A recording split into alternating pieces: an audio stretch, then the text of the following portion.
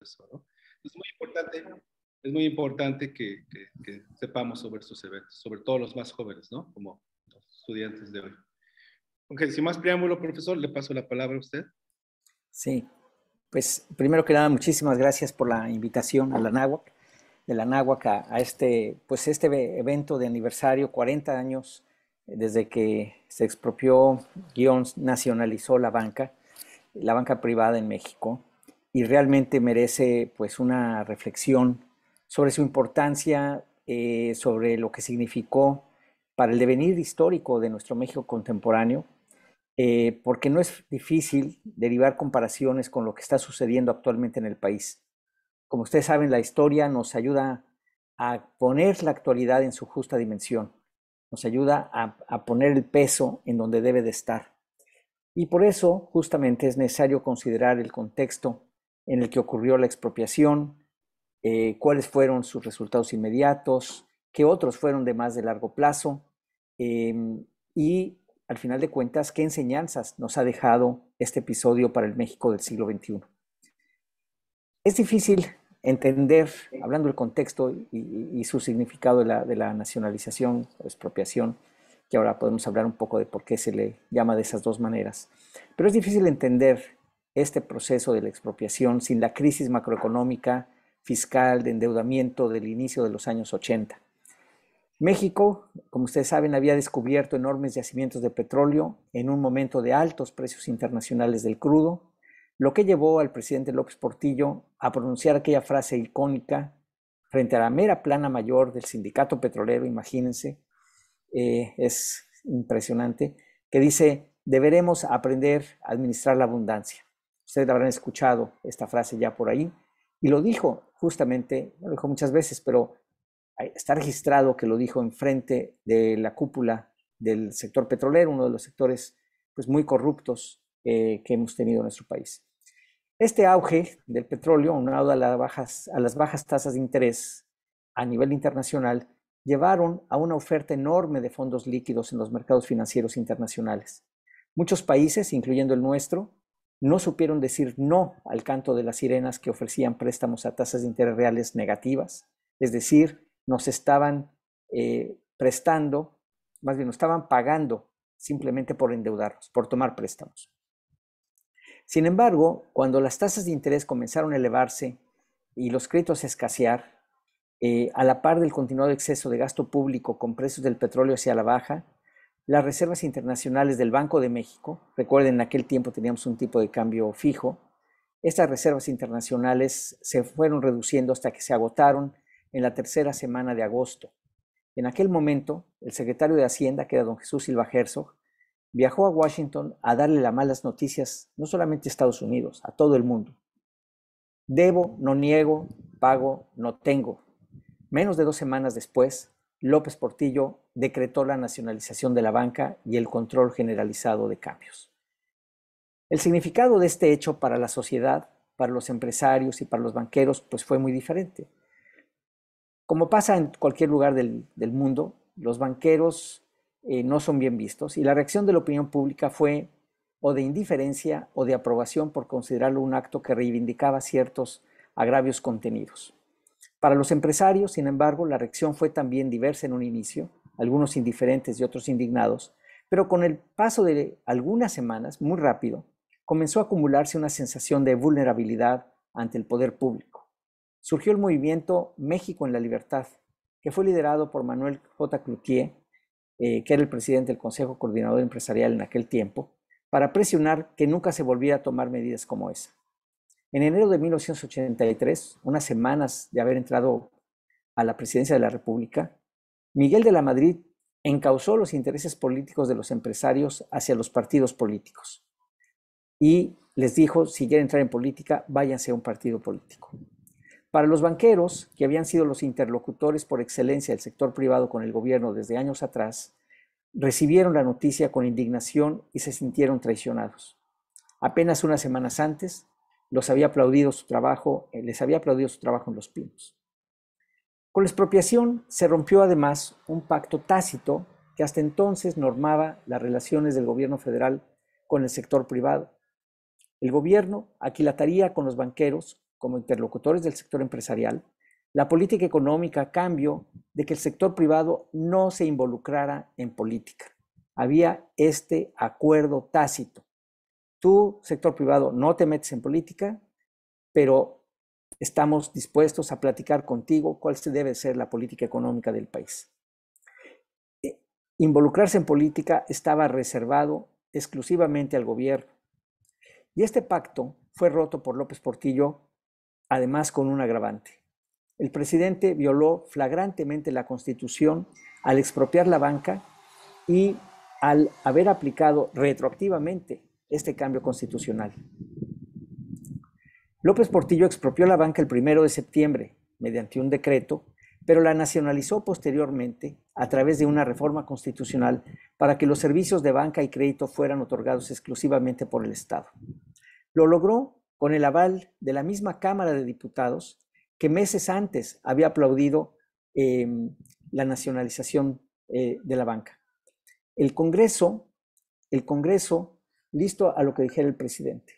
Por su parte, la Suprema Corte de Justicia, que estaba presidida por el ministro Mario Rebolledo, también aceptó en los hechos, casi sin chistar, la violación constitucional del presidente, al decidir no entrar al fondo de materia del amparo que habían interpuesto los banqueros expropiados por violaciones a las garantías individuales.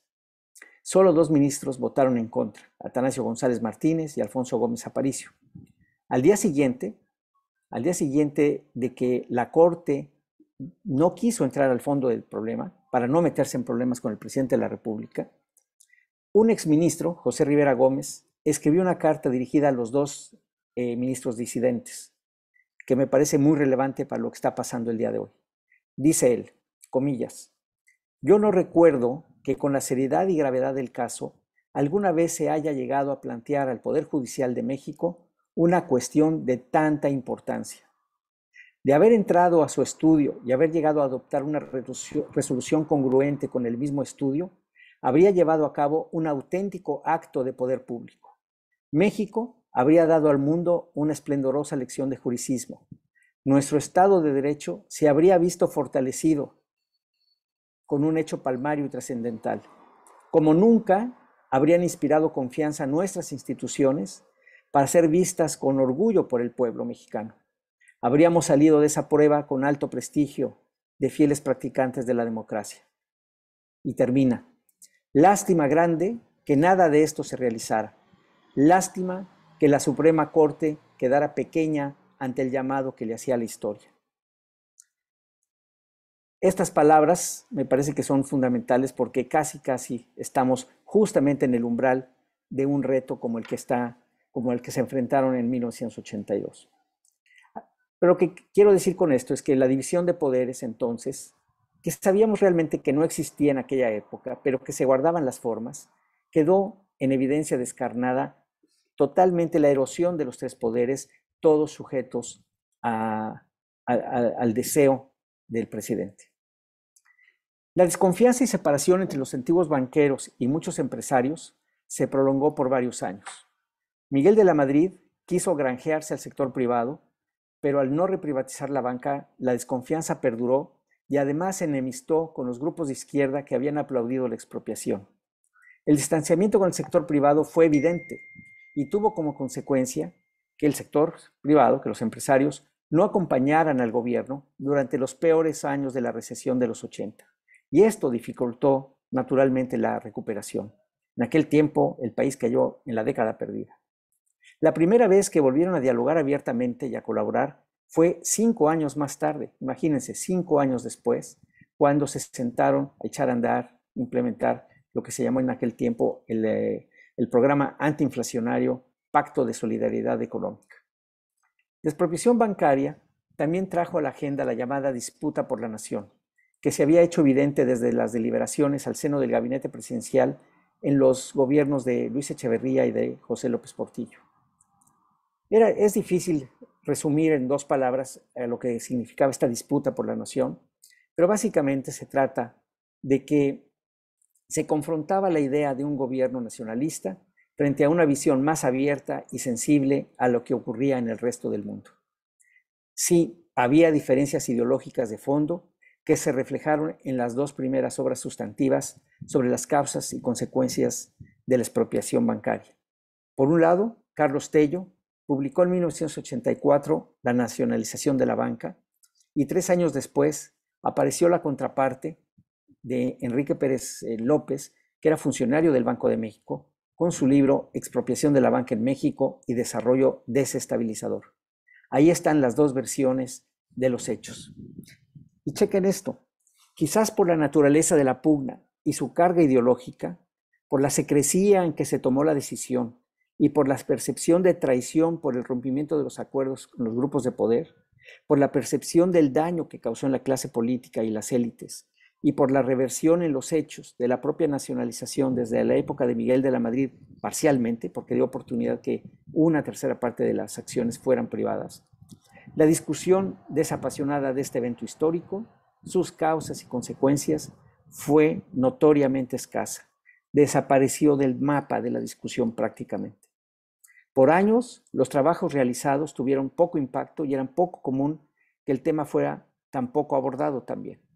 Sin embargo, con el paso del tiempo, empezaron a surgir trabajos que sí profundizaban en el problema. El primero fue quizás el de Carlos Elizondo Mayer Serra, su tesis doctoral, La importancia de las reglas, gobierno y empresarios después de la nacionalización bancaria, y un libro que salió tiempo después, editado por Gustavo del Ángel, por Carlos Basrech y Francisco Suárez Dávila, que se llamó Cuando el Estado se hizo banquero, consecuencias de la nacionalización bancaria, que es del 2005.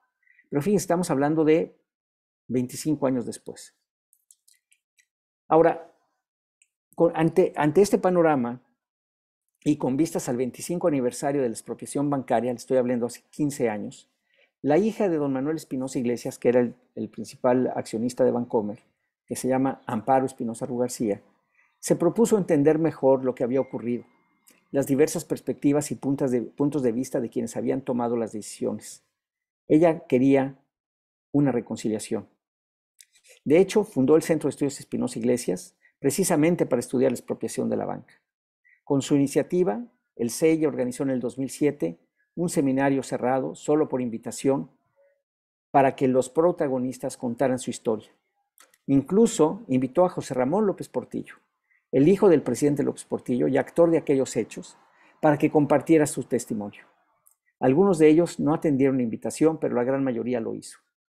También se invitó a observadores agudos de la realidad del momento, así como a quienes habían estudiado el fenómeno profesionalmente. Se lograron reunir 36 testimonios de banqueros, de altos funcionarios, jueces, académicos, periodistas, todos ellos firmados por sí mismos, que se encuentran publicados en 3 tomos. Se buscaba que cada quien dijera su verdad, sin limitaciones, con la máxima libertad, y de esta manera poder empezar un proceso de reconciliación, porque como dijo Amparo Espinosa ese día, hay quienes dicen que no hay que abrir viejas heridas, pero ningún médico responsable dejaría de abrir una herida que aún supura, aunque ésta sea muy vieja. La nacionalización de la banca privada mexicana del 82, esto lo está diciendo ella en el 2007, es una de esas heridas. Cerró a la fuerza antes de poder sanar y no ha dejado de supurar vía controvertidos rescates como el FOBAPROA, escandalosos fraudes y extranjerizaciones de la banca que a algunos se nos antojan innecesarios. El resultado de este seminario y de este proceso fue muy interesante. Se corroboraron varios hechos, por ejemplo, que la nacionalización bancaria fue planeada por largo tiempo como una operación en caso de necesidad, de manera secreta, y para serla exitosa tenía que ser así. Los recursos financieros de otra manera hubieran volado y hubiera quebrado el sistema financiero. Por tanto, la expropiación fue sorpresiva, hirientemente sorpresiva por la supuesta relación de cercanía que había entre algunos banqueros y el presidente. De ahí su agravio, pues se sintieron, comillas, acuchillados por la espalda, se cierran comillas, como mencionó Miguel Ángel Granados Chapa en aquel seminario. Está claro que el gobierno lo que buscaba era detener la fuga de capitales a través del control generalizado de cambio. Para eso tuvo que remover a Miguel Mancera, que era el director del Banco de México, porque él estaba en contra de esto. Y Y la gente se pregunta, bueno, ¿y por qué? Que algunos mencionan, es decir, ¿por qué tuvo que nacionalizar la banca si realmente no lo necesitaba hacer? Ya con el control de cambios era suficiente. Entonces, unos mencionan que López Portillo buscaba salir de un problema político usando a los banqueros como chivos expiatorios. Otros señalan que fue el resultado de una fallida negociación constante entre el poder económico y el político, con un desenlace no deseado, en donde lo que finalmente importó fue la supervivencia del régimen prevaleciente, pero no el bien del país. A partir de estas investigaciones académicas y periodísticas, de los testimonios de los protagonistas, es posible concluir que el hecho fue un parteaguas en nuestra historia contemporánea. Es decir, se nota un antes y un después. En lo económico, fue el último periodo de alto crecimiento de la economía con una estructura económica que ya no daba de sí. Desde hacía años era evidente la imposibilidad de mantener el desarrollo mexicano con las bases y estructuras que le habían permitido gran éxito en los años 40, 50, incluso desde la Gran Depresión. Pero ya no era posible. La premonición de Raymond Vernon finalmente llegaba al límite. Se tenía que resolver el dilema del desarrollo mexicano, pero esto solo podía ocurrir si había una ruptura política que llevara la situación al extremo. Debo decirles que veo que hoy estamos en algunas cosas en ese momento. La expropiación bancaria canceló la vía por la cual el Estado podría ser el principal promotor de la economía. También terminó por cancelar la posibilidad de una estrategia nacionalista centrada en el desarrollo interno y su aislamiento del exterior. Por eso es que hoy suena tan raro que el gobierno quiera regresar a esa época. No hay manera. No había forma, entonces, y menos ahora, de que el país ahorrara internamente lo que se requería de inversión para mantener un alto crecimiento económico. Los costos de los monopolios, privados y públicos, de las ineficiencias y despilfarros, se hicieron más evidentes al tener encima el pago del servicio de la deuda en los años 80, que llegó al 12% del PIB en un solo año. No era concebible seguir como estábamos. México tenía que cambiar. Tenía que abrirse y competir. Tenía que abandonar el paternalismo con los apoyos tradicionales del régimen. Digamos que en términos económicos ya no había para dónde y tenía que cambiar, y eso, el quiebre de esa situación fue precisamente la expropiación bancaria. En lo político, quien mejor lo ha mencionado, me parece, es la profesora Soledad Loaesa. Ella dice, la consecuencia política más importante de la expropiación bancaria fue precipitar una discontinuidad histórica que alteró en forma definitiva el patrón de las relaciones entre el Estado y la sociedad. A partir de esa decisión, se soltaron los amarres que en el pasado sometían la organización social a la autoridad estatal y se sentaron las bases de nuevos patrones de interacción.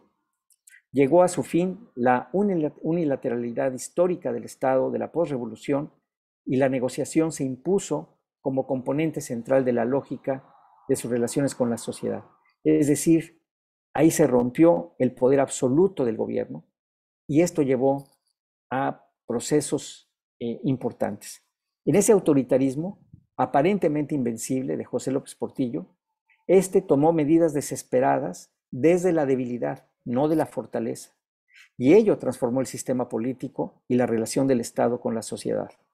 La expropiación representa una ruptura del corporativismo en México, de los arreglos tácitos entre el gobierno y el sector privado, catalizados por la crisis cambiaria y económica.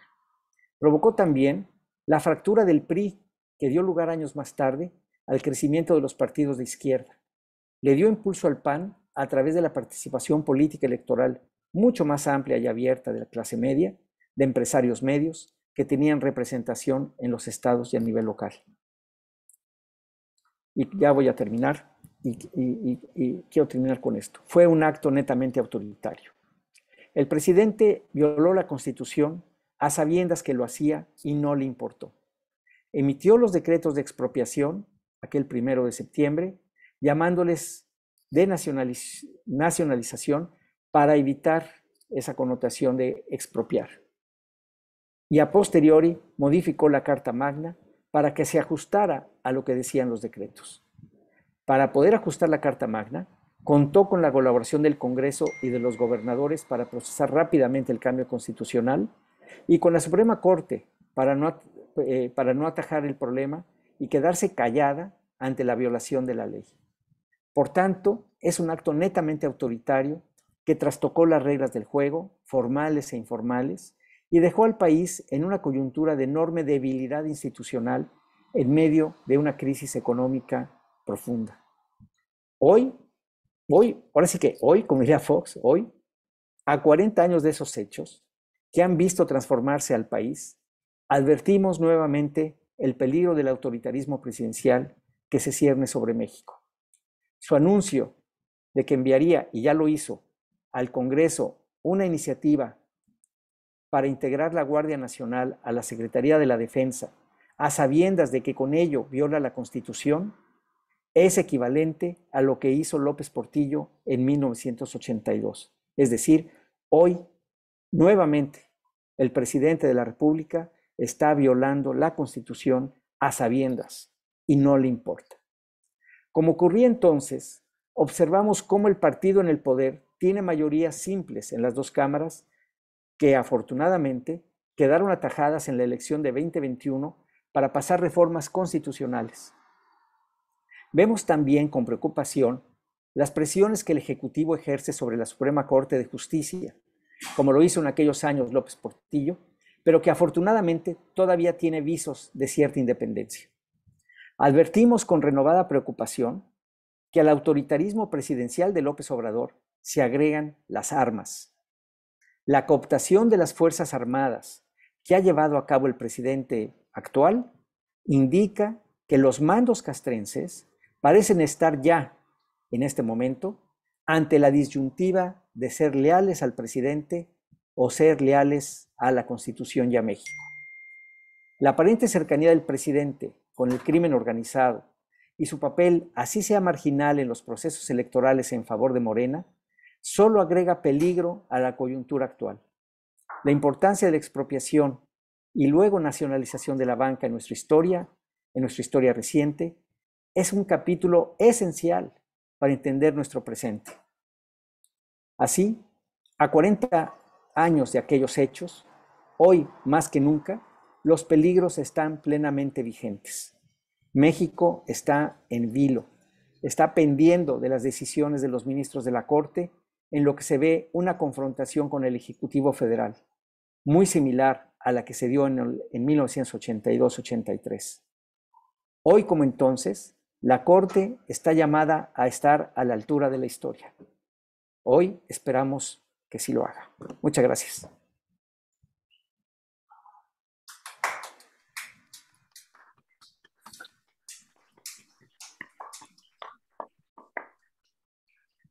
Pues, muchas gracias, profesor Cárdenas. No sé si ya está por allí el doctor Luis Fonserrada. Sí, ahí está ya, ahí lo vemos. ¿Ya está por ahí? Bueno, profesor Luis Fonserrada, el doctor Cárdenas se tiene que ir a las 11. No sé si nos pueda permitir 2 o 3 preguntas ahorita. Por supuesto, me da mucho gusto además. Gracias, muy buenos días. Y qué bueno que se pudo conectar. Adelante, Enrique. Pues si hay alguna pregunta, pero me encantaría escucharte, Luis, también, lo más que pueda. Pues preguntas, chicos. ¿Por aquí tienen alguna pregunta, profesores? Allá en Zoom. Francisco, si me permites. Sí, claro.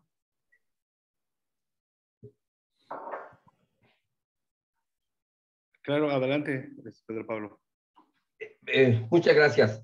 Doctor Cárdenas, excelente presentación. Le agradecemos mucho su punto de vista, su compromiso con la historia que está patente en toda la obra que nos ha permitido revisar a lo largo de estos años a los economistas en México. Y bueno, mi reconocimiento a su proyecto, a su trayectoria y al trabajo que ha hecho para la formación también de estudiantes de economía en nuestro país, ¿no?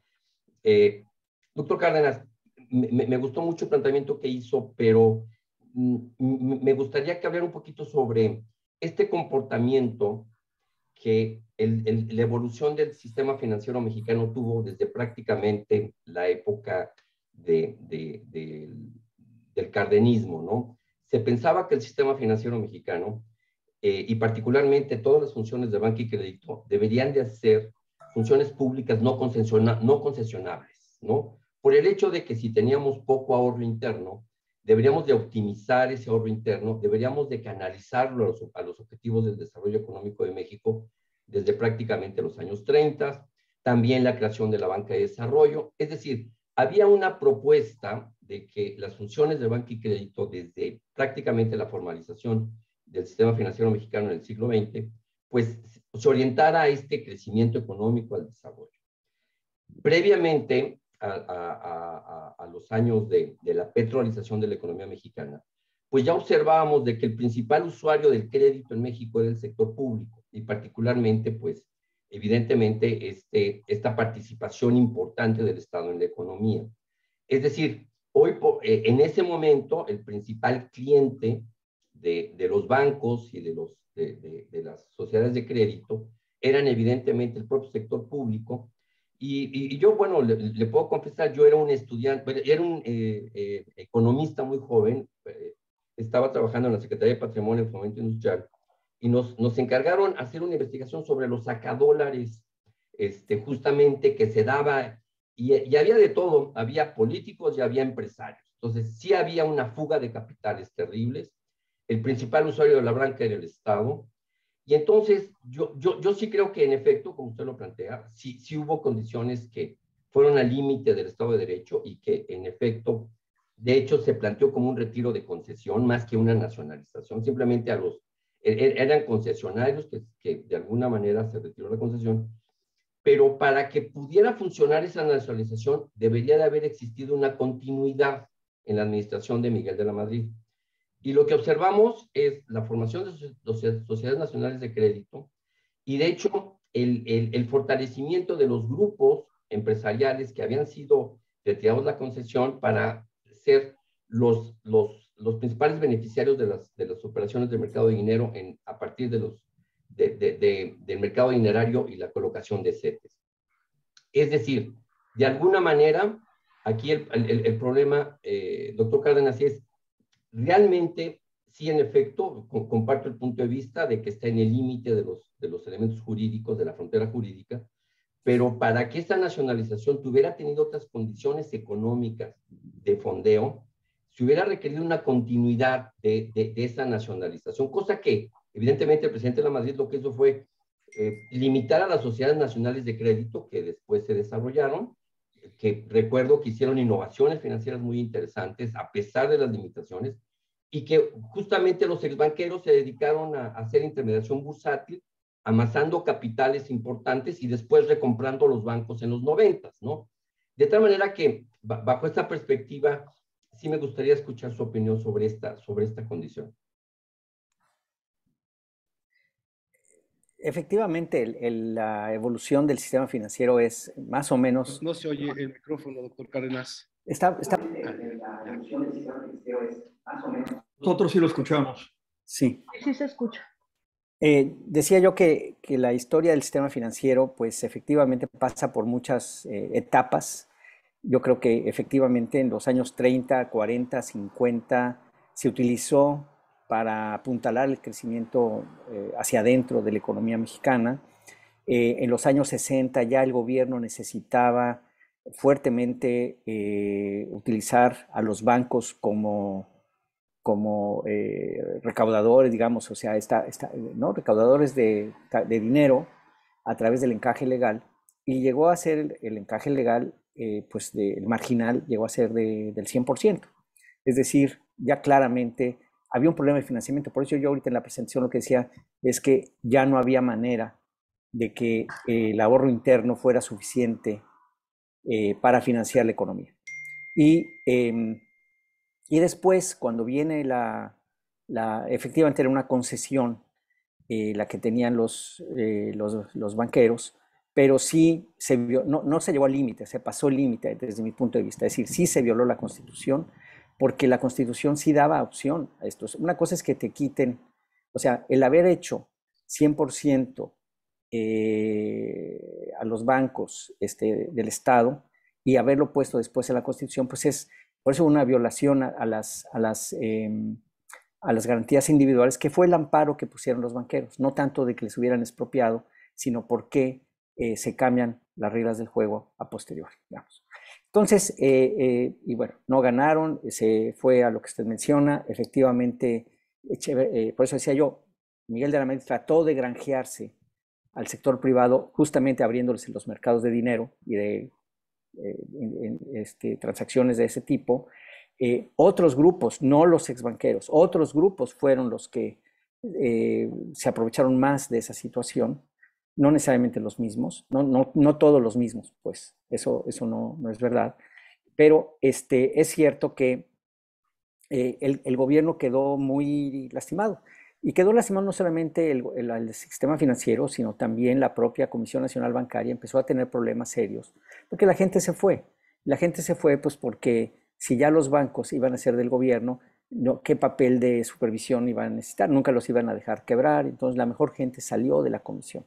Y buena parte del problema de la banca que se fue gestando, de la banca estatizada, fue en parte por eso, porque no había gente suficiente personal muy capacitado en la Comisión Nacional Bancaria que pudiera hacer frente, hacer su función.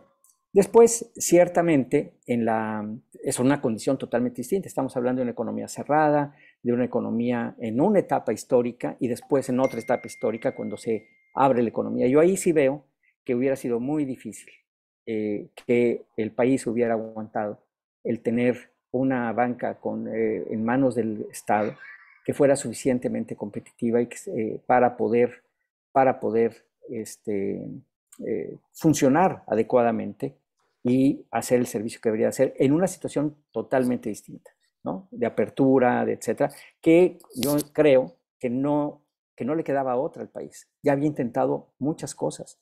Ahora, que se hicieron muchas cosas a medias, sí, que nos hubiera gustado que lo hubieran hecho de otra manera en muchos de los aspectos, también. O sea, no digo que todo ha estado perfecto, pero para nada. Simplemente que es una etapa histórica, me parece muy diferente. Y que hay que juzgarlo pues de acuerdo con esa etapa histórica. Me parece a mí que lo central del día de hoy es este autoritarismo, es este exceso de poder en una sola persona, donde no hay reglas, donde no hay posibilidades de que haya inversión, si te sabes que te van a estar cambiando las reglas o que te pueden expropiar cualquier día, ¿no? Y que entonces, en ese sentido, eso es lo que se rompió en aquel tiempo y hoy estamos viéndolo con el sector energético, obviamente no hay inversión por esa razón. Entonces, sí me parece muy peligroso y muy significativo que hoy que estamos cumpliendo 40 años, que de veras, que si se hubieran puesto de acuerdo, los dos presidentes están violando la Constitución el mismo día, de la misma manera, ¿no? Es impresionante. Entonces, sí creo que lo que se ve hacia adelante no es para nada alentador por esta concentración de poder tan bárbara que tenemos. No es el único problema, de ninguna manera tampoco, tenemos muchos otros más, pero este es uno muy importante. Esa, digamos, sería mi participación. Pero de verdad me gustaría escuchar a Luis, si es posible. Una última pregunta nada más. Aquí alguien quisiera preguntar algo. Sí, profesora. Micrófono, aquí está. ¿Se lo pueden pasar, por favor? Sí. Sí, en el micrófono, por favor. Más cerca. ¿Sí la escuchan? No muy bien. Ojalá pudiera hablar más fuerte. No muy bien. Creo que este micrófono está mejor.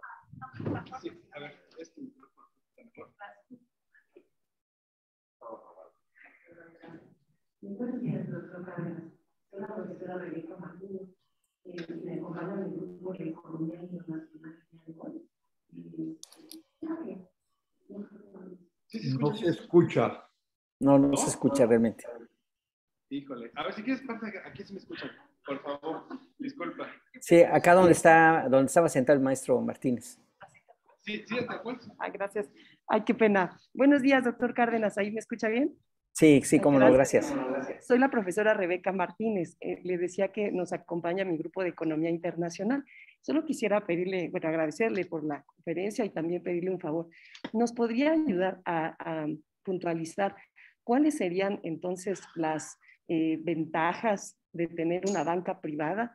Ahora nos está diciendo todas estas cuestiones de lo que significa, entendemos muy bien estos puntos, pero para puntualizar, ¿cuáles esas ventajas que tendríamos con una banca privada que no tendríamos con una banca nacionalizada? Nos ha dicho algunos puntos, desde luego están tomando nota mis alumnos y creo que eso es algo que ellos deben tener claro, porque ellos no vivieron hace 40 años, no lo ubican, ¿no? Ellos han vivido solo banca privada. Gracias, doctor. Sí. Casi todos nomás hemos vivido banca privada. Lo de la nacionalización pues fueron unos cuantos años, fueron poquitos años de banca con... yo les diría a todos ustedes que, bueno, desde mi punto de vista el tema tiene que ver pues, con la competitividad, la productividad, la posibilidad de innovar en un ambiente de mayor libertad económica, en donde puedes inventar muchas cosas. Lamentablemente en la parte pública y pueden hacer las cosas con muchísima eficiencia, pero y sí se necesitan bancos o instituciones financieras estatales para justamente romper problemas del mercado que muchas veces ocurren y que se necesita un financiamiento especial para poder destrabar, por ejemplo, fallas de mercado que pueden haber, digamos, ¿por qué no se invierte suficientemente en el sur del país, vamos a suponer? Tiene que entrar el Estado muchas veces para poder invertir, porque los rendimientos privados probablemente no den a nadie le sería un incentivo poder ir para allá.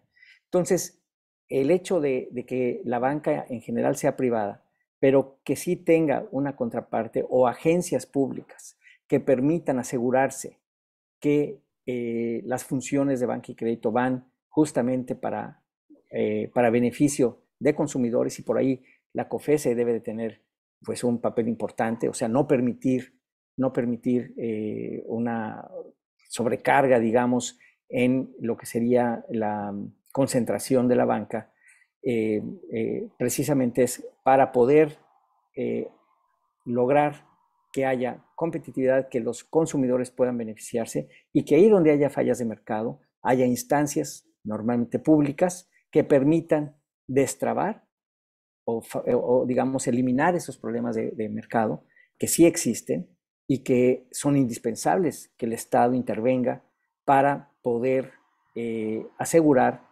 que, por ejemplo, zonas muy atrasadas, como decía yo, en el sur del país, o grupos sociales que también tienen desventajas importantes, puedan acercarse a través de muy diversos esquemas de política pública, no solamente financiera, a romper esas distancias, esas brechas que existen entre grupos sociales o personas o regiones en cualquier país, en México y también en otros países.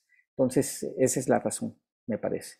No, digamos, el que haya privado no quiere decir que no haya público. También tiene que haber componentes públicos por esta razón.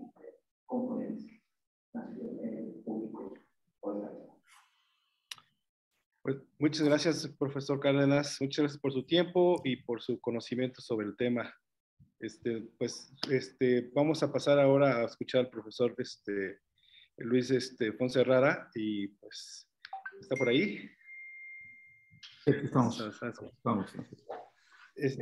No escuchamos el micrófono. ¿Me escuchan? ¿Hola? Sí, sí se escucha. Sí, se escucha. Okay. Sí. Sí. Bueno, Sí, gracias por la invitación, Francisco, me da mucho gusto estar. Creo que precisamente realizar esta reunión el 1 de septiembre es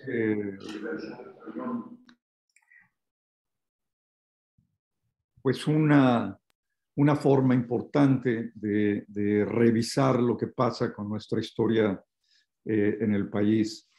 A ver, una precisión. Enrique muy claramente se expresó tanto a expropiación como a nacionalización. Esto es nada más un pie de página. Yo platicando, y Enrique lo ha hecho también, con los ex banqueros de entonces, ellos insisten en que no fue una nacionalización, sino una estatización, que pasó a formar parte del Estado y su argumento es que no había bancos extranjeros y que por lo tanto no hubo nacionalización. Entonces, bueno, eso es solamente un pie de página, pero quería comentarlo. Enrique y yo lo hemos platicado hasta, bueno, mucho tiempo. A ver, yo lo que quisiera hacer para complementar la plática de Enrique es hacer un análisis macroeconómico de lo que estaba pasando. Y creo que con esto se complementa bien. Y parto de lo que decía Enrique, altos precios de petróleo en la década de los 70s, sin duda la existencia de la OPEP en esos años explica parte de esto. Había una enorme cantidad de liquidez en los bancos europeos y americanos y estaban indudablemente ansiosos de prestar dinero. Pero sucede algo en México importante y es que se descubren grandes yacimientos de petróleo y se requerían fondos. Realmente se requería una inversión inmensa para poder llevar a cabo la explotación del petróleo. Refinerías, oleoductos, gasoductos, plataformas todavía no había porque todo era en tierra, pero se requerían enormes cantidades de dinero.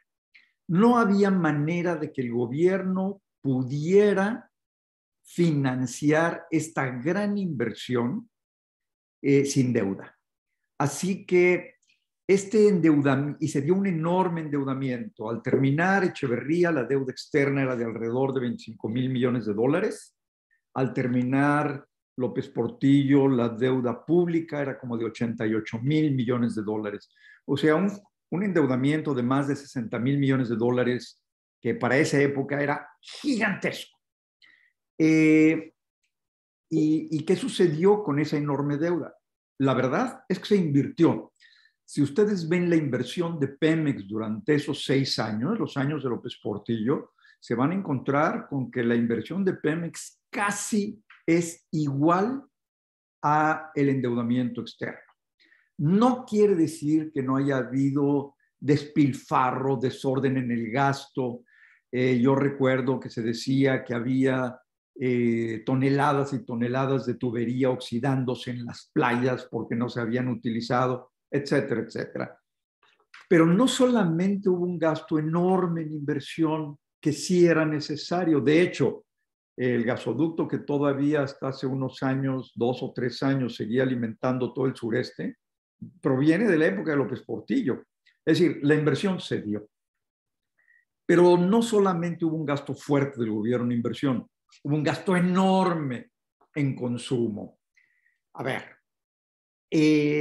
cuando hay un gasto muy grande en una economía, y esto lo acabo de ver con mis alumnos de maestría que terminamos el fin de semana pasado nuestra materia,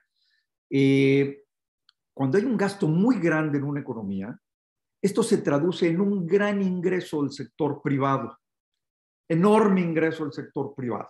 Es una de las fuentes que incrementan el ingreso del sector privado. Keynes, sin duda, tenía muy claro esto, y Obama, y Biden, y todos aquellos gobiernos que inyectaron enormes cantidades de dinero a través de su gasto, sabían que eso se convierte en ingreso del sector privado y eso reanima la economía. En nuestro caso, en los 80s, 80, 81, 79, desde 78, el gasto público fue gigantesco. Hubo déficits enormes. ¿Por qué déficits? Bueno, porque nunca se hizo una verdadera reforma fiscal que incrementara los ingresos del gobierno y entonces todo el gasto público fue financiado con deuda, sobre todo con deuda externa. A ver, los CETES que diseñamos por ahí del 78, en realidad no empezaron a circular y además en un esquema que propiciaba creamos artificialmente una demanda de CETES. Yo viví esos años en Hacienda, en nuestra oficina se diseñaron los CETES y en nuestra oficina los colocábamos. Y entonces obligábamos a las empresas públicas, que eran más de 1,500, a que compraran CETES para crear una demanda artificial. Pero los CETES no eran una fuente de financiamiento real. Y otros Había otro por ahí que se llamaba Petrobono, que era un gran instrumento financiero, pero no tenía el tamaño para financiar esto. Entonces, sí, vino una enorme deuda, pero junto a esta enorme deuda y este gran gasto público, un gran ingreso en el sector privado. Fueron años, bueno, yo les he contado algunas anécdotas impresionantes de gasto del sector privado, muy superfluo y también muy desordenado. Entonces, este gran gasto público, si se le agrega una pócima mágica, puede hacer explotar la balanza de pagos. A ver, ¿qué pasa? Si junto a este gran gasto, no importa qué restricciones tengamos para importar, el dinero se vuelca hacia afuera.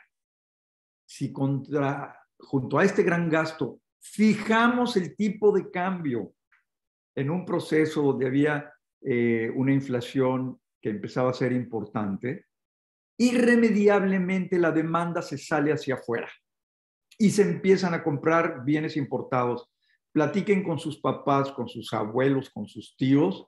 El gran deporte era la fayuca, ¿no? La gente iba y compraba todo lo que podía en el exterior, pero no solamente las cosas de consumo, no solo los bienes de consumo, sino muchísimos bienes de maquinaria importada.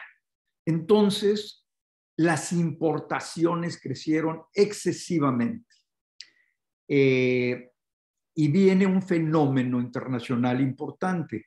Ante la inflación que había, la Fed en Estados Unidos sube la tasa de interés al 20%. Primero a niveles alrededor de 15%, y luego imagínense la tasa que hoy está en 2,5% por la Reserva Federal, llegó a 19% y a 20%. ¿Qué sucede? Toda la deuda que estaba contratada a tasa variable pues se convierte en un gasto enorme hacia el exterior. Y además el precio del petróleo se desploma. Se desploma a la tercera parte de lo que era. Por lo tanto, la cuenta corriente se empieza a deteriorar de manera brutal. Llegamos a tener uno de los déficits en cuenta corriente más altos de nuestra historia. Creo que el único que le compitió fue Salinas, que volvió a fijar el tipo de cambio y volvió a cometer prácticamente el mismo error. Pero el déficit en cuenta corriente que tuvimos fue brutal.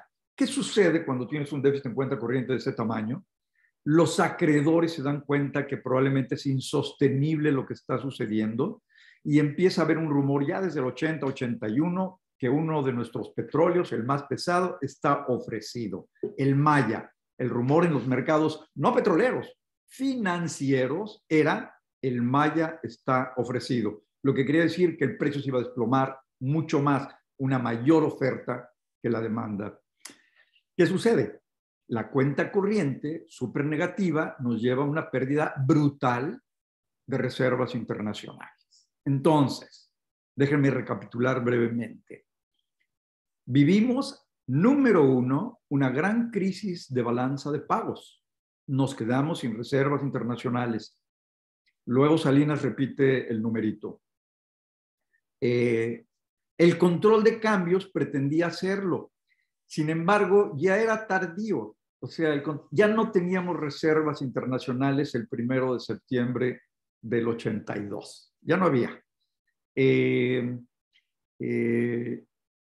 control de cambios entró, pero ya no podía resolver la pérdida de reservas. La única solución que hubiera habido, y desde el 80, era permitir que el tipo de cambio se devaluara o se depreciara o que flotara libremente. Eso hubiera cambiado seguramente la situación en el 82, pero no sucedió. Entonces, una gran deuda, un gasto enorme, sin una reforma fiscal importante que permitiera tener ingresos. Y entonces, a ver, yo aquí tengo algunas dudas sobre hablar de fuga de capitales. Cuando vas perdiendo reservas internacionales porque estás teniendo un déficit en la cuenta corriente muy alto, y la cuenta corriente no incluye la cuenta capital. A ver, La cuenta de capital de entonces, hoy se llama cuenta financiera, es la que registra los flujos de capital. Esa no es la cuenta corriente. La cuenta corriente estaba en 7, 8, 10% del PIB, montos insostenibles. Fuga de capital, pues sí, entre comillas, pero a través de compras excesivas en el exterior. A ver, el tipo de cambio a mí me parece que fue el gran detonante de la crisis de balanza de pagos y el gran detonante de la crisis de 82. Una insistencia en pensar en el tipo de cambio. Fíjense qué importante esto. Pensar en el tipo de cambio como un objetivo y no como un instrumento. A ver, para todos los alumnos, el tipo de cambio es un instrumento de política económica, no un objetivo de prestigio nacional. Entonces, las frases de López Portillo, vamos a tener nuestro peso fuerte de nuevo y luego lo voy a defender como un perro, son frases absolutamente antieconómicas. No sé, bueno, sí sabemos quiénes eran sus asesores económicos, pero nunca entendieron que el tipo de cambio no podía ser un objetivo. Es un instrumento, se manejó como un objetivo y el resultado exactamente igual que 10 años después, en el 92, llevan a la crisis del 94. Y les recuerdo, nunca hubo un error de diciembre. Hubo un error de 1991, 92, 93, 94. Un error, varios errores, pero yo creo que, Francisco, podríamos platicar un día de la crisis del 94 adicionalmente. Entonces, claro. ¿Por qué nacionalizar la banca? Quiero agregar algo. No fue algo que surgió de repente. La nacionalización de la banca se venía platicando, discutiendo en el inner circle, digamos, en el grupo más cercano al presidente, desde hacía más de un año. Y se planteaban varias cosas. Una de ellas era esta concepción de la economía que coquetea mucho más con un socialismo. Recuerden, viene Echeverría. Echeverría eligió a López Portillo, fue su sucesor y eran grandes amigos, frente a una concepción que, como comentaba Enrique, tenía que ver con una economía de libre mercado, ¿no? Y con una menor participación del Estado. En cambio, acá, para tratar de, y este es un reto serio que tenemos hoy, para tratar de compensar la desigualdad que veníamos generando, es decir, acuérdense, de 1940 a 1980, durante 40 años, crecimos los primeros 30, del 40 al 70, es el famoso desarrollo estabilizador, y crecimos al 6% anual en promedio. A ver, 6% anual, año con año. Sin inflación, con algunas devaluaciones, pero sin inflación.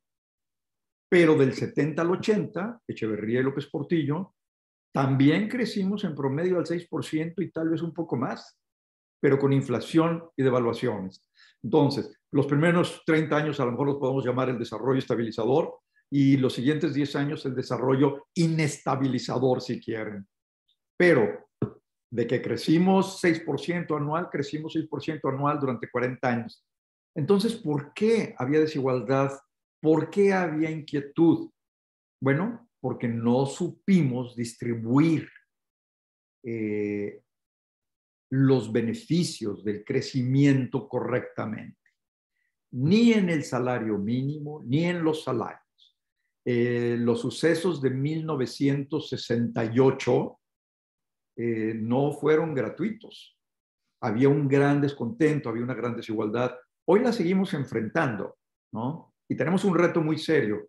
Algunas de las preguntas que nos hacemos los economistas hoy es, ¿cómo hacemos para que sobreviva un sistema capitalista de libre mercado y democrático, porque no estamos generando más que desigualdad y pobreza. Esto es serio y es una pregunta muy seria que nos venimos haciendo desde hace probablemente 100 años y no lo tenemos resuelto. Ya comprobamos que el socialismo no es solución, pero entonces hay que encontrar una modalidad del capitalismo que nos funcione.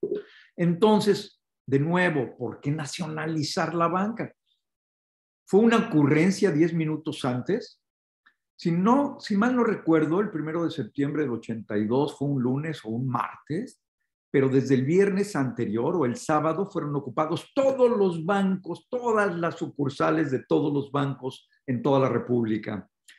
¿Fue una ocurrencia 3 días antes? No, se venía discutiendo y tenía que ver, yo diría, con un par de cosas. Una, con esta concepción estatizadora de la economía, socialista de la economía, que venían pugnando para lograr la igualdad, según ellos, pero también con esta idea de pasar como el líder carismático, héroe nacional, de haber estatizado la banca y haber dado un paso importante hacia una socialización de los medios de producción. ¿De los medios de producción? ¿La banca es un medio de producción? Pues probablemente uno de los instrumentos más importantes, como si quieren no es una máquina, pero es uno de los instrumentos más importantes para el desarrollo de un país, que desgraciadamente, y este es otro tema importante, se privatizó después de manera muy equivocada y perdimos la banca mexicana y la banca extranjera se llevó muchos años. Nuestro crédito como proporción del PIB en el 2003, 2004 seguía siendo menos de 10% del PIB. Creo que no había otro país en el mundo con una proporción tan baja. Y hoy sigue siendo ridículamente baja, 20 y tantos %, ¿no? El país más bajo por mucho, para empezar, probablemente de toda América Latina y entre los más bajos de todo el mundo. Es un instrumento fundamental no aprovechado todavía en nuestro país. Uno de los, en la encuesta mensual del Banco de México, una de las preguntas que nos hacen a los que participamos en ella es: ¿cuáles son los obstáculos más serios que existen para el desarrollo? Mi respuesta sistemáticamente es falta de competencia en la banca entre ellos. De repente cambio a falta de Estado de Derecho y de repente cambio a inseguridad y a corrupción. Tenemos ahí un inventario importante de problemas. Entonces, yo creo que la banca se estatizó, no para detener ninguna fuga de capitales. La frase de López Portillo es: nos saquearon los banqueros, no nos volverán a saquear. Es una mentira podrida. El tipo de cambio permitió que se terminaran las reservas internacionales. Que cuando ya no había reservas internacionales y se mantenía el tipo de cambio fijo, yo veía que claramente tenía que haber una devaluación. Pues sí. ¿Qué hizo la gente? Pero no solo los banqueros. Quien tenía $1. Es decir, yo me acuerdo de las señoras con su puesto de aguacates en el suelo preguntando que cuántos $dólares tenían. Había una dolarización absoluta en el país. ¿Por qué? Pues porque algo iba a pasar, hombre. Se crearon, por lo tanto, grandes, además, cuentas en dólares. Todo el mundo tenía una cuenta en dólares, los famosos MexDólares. Hay muchas historias alrededor de esto. Entonces, yo diría, sí había un dilema entre una economía regida por el Estado y una economía de libre mercado y democrática. Y tal vez una de las cosas que vale la pena, entonces, mi aportación en esta plática es: no podemos perder de vista las variables macroeconómicas. No podemos perderlas de vista. No podemos perder de vista el tipo de cambio. No podemos perder de vista el precio del petróleo. La tasa de interés se triplicó. De un 8% que pagábamos de la deuda externa, llegó a más de 20%, porque el 20% era la Fed, ¿no? La Reserva Federal. Pero lo que nos cobraron a nosotros llegó a 24% y a 25%. Entonces, tasa de interés externa, precio del petróleo internacional, tipo de cambio, y aunque había aranceles y otras cosas, la corrupción era tan grande en las aduanas que entraba lo que fuera. Así que déjenme decir algo, no hay arancel, no hay barreras al comercio cuando hay una expansión fuerte de dinero y un tipo de cambio. Las importaciones nos inundan, no tiene remedio. Entonces, la parte macro, no hay que perderla de vista porque son estas variables macroeconómicas las que mejor explican la crisis. Entonces, si quieren, puedo agregar un elemento adicional a este de la estatización y a este al querer ser el gran héroe que estatizó la banca de López Portillo. Yo platiqué mucho con José Ramón, su hijo, y nunca admitió que fue un error expresamente, pero podías leer por su lenguaje corporal y sus expresiones que, pues, que sabía que había sido un error, pero nada lo justifica. Pero tal vez, entonces, junto a este afán de estatizar la economía, una búsqueda equivocada de lograr la igualdad, la parte macro es fundamental. Las variables macroeconómicas son críticas. Y finalmente yo quisiera agregar las consecuencias que surgió este tema, las consecuencias de haber estatizado la banca, fueron que durante los siguientes 10 años, o de 82 al 91, 92, alguien tiene, Víctor, tienes tu micrófono abierto.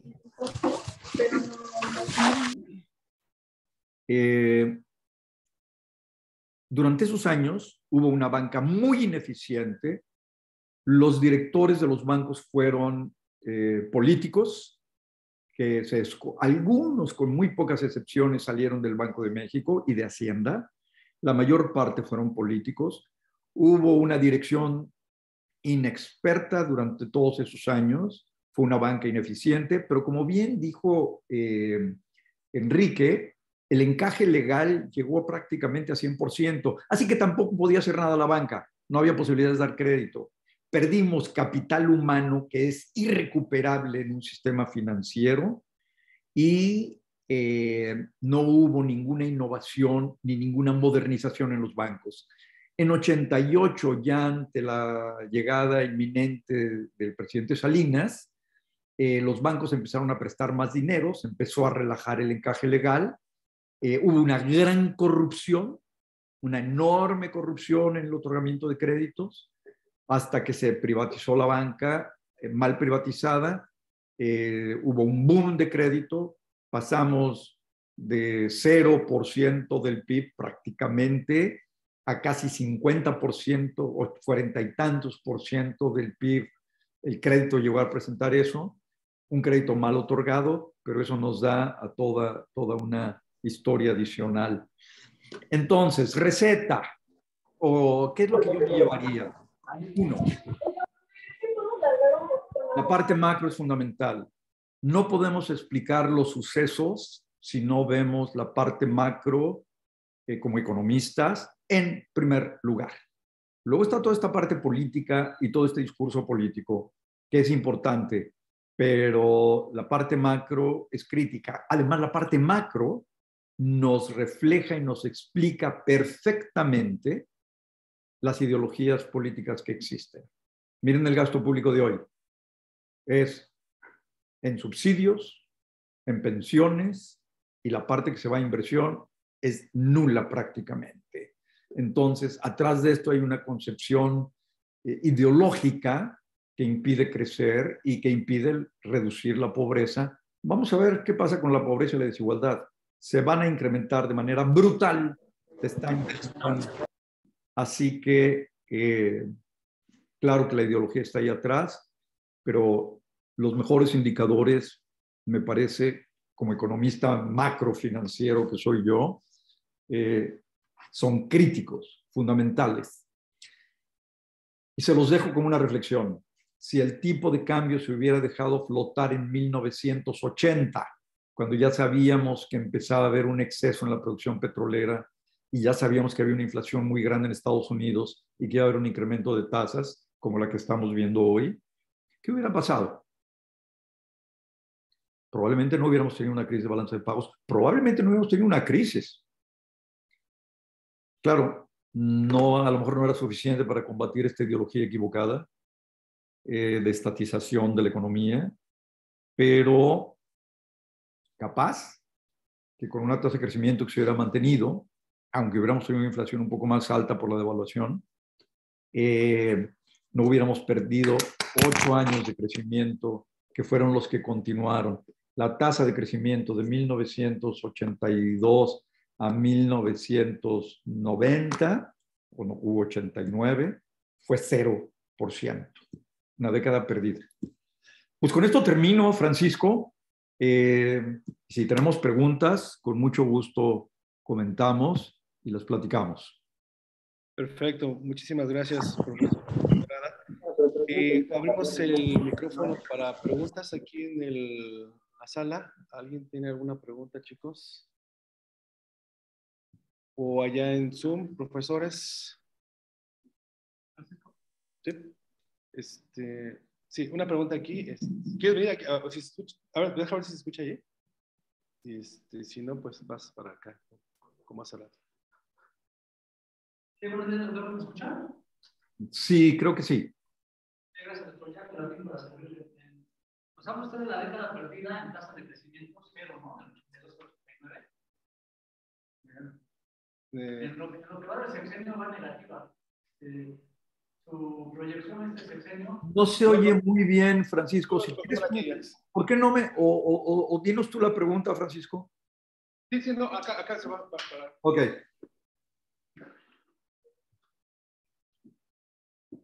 Sí, gracias, doctor. Le comentaba, usted comenta la tasa de crecimiento del 82 al 89 fue cero, una década perdida. Sí, en promedio tuvimos algunos años positivos, otros negativos. En promedio fue como cero. No recuerdo bien si hasta 88, pero por ahí. Pero es una década perdida, sí.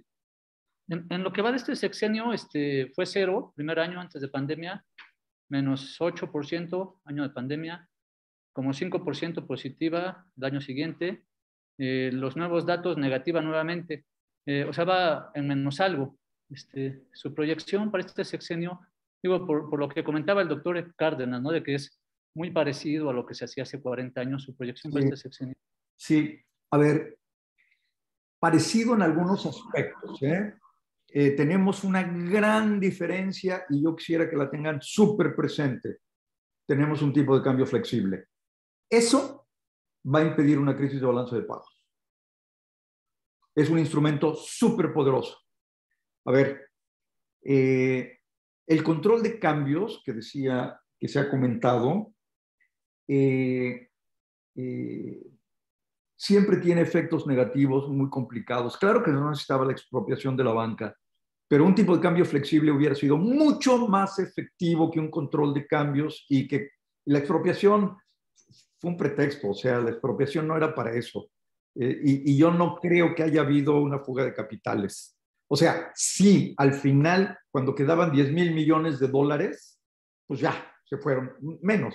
Cuando quedaban 1,000 millones de dólares, pues se fueron, ¿no? Esa fuga de capitales, pero esa fue, pues ya en los últimos 3 meses. O sea, la pérdida de reservas fue mucho antes.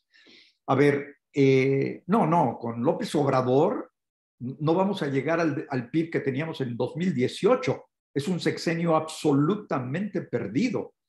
Y la principal razón es la falta de respeto a la ejecución de contratos, la falta de respeto a los derechos de propiedad, la ausencia de Estado de Derecho, la ausencia de reglas, ¿no? Acuérdense, yo espero que ya todos hayan conocido a North, los que nos están escuchando, a Douglas North, premio Nobel, sobre la importancia que le da a las instituciones. Pero él concibe las instituciones como reglas de juego, como la estructura de incentivos de una sociedad para poder crecer. Esto hay que tenerlo súper presente. Esa es la gran ausencia con López Obrador y eso es lo que está dando al traste con la inversión privada, que desapareció prácticamente desde agosto del 18. La crisis que tuvimos no fue por la pandemia. A ver, les doy... acabamos de crear, bueno, hace ya más de un año se creó un comité de fechado de ciclos de la economía de México. Búsquenlo en internet. Comité de fechado de ciclos de la economía de México. Ahí acabamos de publicar, los que formamos este comité, las diversas crisis con su duración, su inicio y su fin desde 1980. Bueno, verán que la crisis de la pandemia, pues no hubo crisis de la pandemia, sí, claro, se nos cayó la economía con la pandemia, pero se inició 6 meses antes, ¿eh? O sea, antes de la pandemia. ¿Y qué tiene que ver? Tiene que ver con una caída de la inversión, tiene que ver con una caída de la confianza, tiene que ver con que se paró el aeropuerto, etcétera, etcétera, etcétera, ¿no? En el momento en que se rompen las reglas del juego, no tienes mucho que hacer en una economía. Así que sí, el sexenio de López Obrador va a ser un sexenio absolutamente perdido. Ahora tenemos un par de trimestres que pueden ser, este trimestre, el tercero, puede ser negativo, ¿no? El segundo no va a ser negativo a pesar de haber tenido un mes negativo y probablemente incluso junio negativo, pero no va a ser negativo porque el crecimiento de abril fue muy alto. Así que este trimestre difícilmente sería negativo. A ver, Dianis, levanta la mano. Adelante. Hola, doctor, muy buenos días. Fíjese que apenas ayer salió una nota del Forbes que la bolsa de valores había cerrado con con el peor número desde el 98. Y bueno, posteriormente esa nota salía la parte de la recesión que ya está a la vuelta. ¿Qué opina al respecto? La verdad es que sí me impactó mucho porque por los números dicen desde el 98, yo dije, ay, ¿qué pasa ahí? Hay dos razones. Bueno, una, evidentemente, las expectativas de ventas de las empresas que están en la bolsa, ¿no? Número uno. Entonces, si las expectativas de las utilidades de las empresas que están en la bolsa caen, pues entonces sus precios caen. Pero hay otra razón importante que es típica. A ver, cuando tú descuentas las utilidades a futuro, para ver el valor presente de tu inversión, ¿con qué la descuentas? Pues con una tasa de descuento. Ah, ok, bueno. ¿Qué tasa de descuento utilizas? Típicamente se usa la tasa de interés. Por lo tanto, cuando está incrementándose la tasa de interés, tienes una tasa de descuento más alta y por lo tanto el valor de las acciones en el futuro se te cae. Y eso sucede en todo el mundo, en todas las ocasiones en las que sube la tasa de interés. Esas son las razones. A ver, por aquí. Otra pregunta dice, ¿estaría de acuerdo con que la clave para garantizar el ingreso en México está centrada en mejorar nuestras instituciones, tanto en términos de eficiencia como de apertura democrática? ¿Cómo se vería este cambio? Sí, sin duda. El respeto a las instituciones es fundamental. Pero, ¿quién pregunta esto? Luis Fernando. Luis Fernando, échale un ojo a North. North como norte, no sé si ya lo conoces, N-O-R-T-H. Léete si no te lees sus libros, que vale la pena, léete cuando menos su discurso al recibir el Premio Nobel de Economía, para que veas cómo concibe North, las reglas de juego, cómo concibe las instituciones. Y esto es muy importante. O sea, la frase de North maravillosa me parece que es la estructura de incentivos de una sociedad. Perdón, alguien por ahí tiene su micrófono abierto. La estructura de incentivos en una economía. Vale la pena leerlo. Ok. Por supuesto que es fundamental. el respeto a las instituciones es crítico, si no, nuestra economía jamás podrá avanzar. Son las reglas de juego. ¿Cómo voy a invertir si me cambias las reglas de juego? No respetas los contratos que hiciste.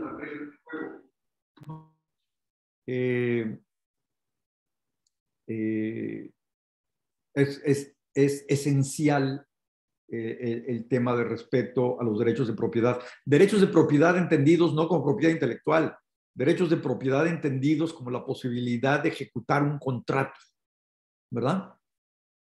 De ahí la importancia de las reglas de juego, de ahí la importancia de las instituciones entendidas como las entiende North. Léanse su discurso al recibir el premio Nobel. ¿Alguna otra pregunta? ¿Qué hacemos para mejorar la distribución del ingreso y la desigualdad? ¿Alguna otra pregunta para...? Perdón, Francisco. Yo diría, solo hay una solución. No, aquí no hay magia. Solo una. Y es crear el contexto correcto para propiciar la inversión privada. Es lo único que va a generar empleo, y al ir generando empleo poco a poco iremos absorbiendo a aquellos que requieren un empleo, que hoy son 14.4 millones. No hagan caso a la tasa de desempleo, esa no nos dice nada, hay que ver la brecha laboral. Pueden leer en el Universal unos artículos que publicamos hace un par de meses sobre la situación laboral, búsquenla en el Universal, y son 14.4 y se van a incrementar, el año próximo van a ser 15 millones. La inversión es la única solución, y una inversión pública inteligente que no existe, ¿no? Pero no hay otra receta, solo eso, un contexto correcto, Estado de Derecho, certeza jurídica. Solo así y a través de muchos años vamos a irlo logrando. ¿Preguntas, chicos, aquí? Allá en Zoom, ¿alguna otra pregunta ya para finalizar? Aprovechen que está aquí el doctor Fonserrada con nosotros el día de hoy. ¿No? Bueno, pues, pues muchas gracias. No nos queda más que agradecer su tiempo, profesor, su conocimiento. Y pues sí, habría que hablar también del 94, de los errores de diciembre que hubo, ¿no? Que no existieron.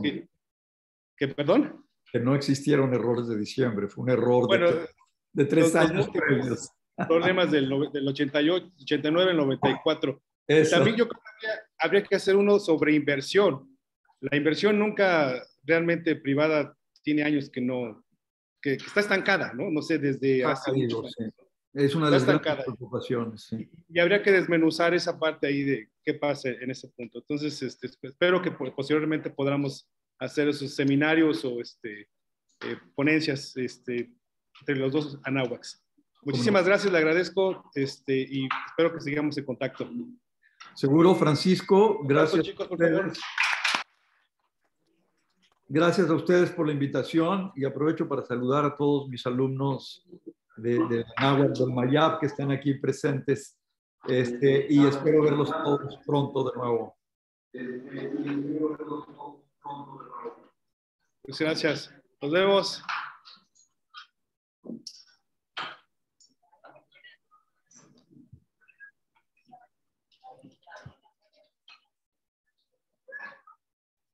¿Ya le pusiste stop?